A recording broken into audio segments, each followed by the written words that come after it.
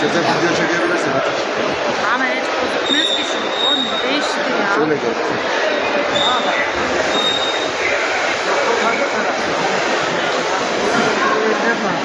Annem de diyor ki bu yağmurda kahve boşalmıştır. Değerdik diyor şöyle.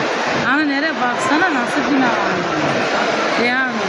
Kolay kolay güzel yağmur çıkmaz. Çıkmaz yani. Bir de adamın ikincisi. Daha güzel, daha serin olur. Bir adam daha Evet. Dediğim gibi adam 3-4'ü dolanıyorsa nasıl çıksın? Yani çıkmaz bir daha ne de hemen gidiyormuş. Kayıp tutmasın yerlerine durmaz. Aynen.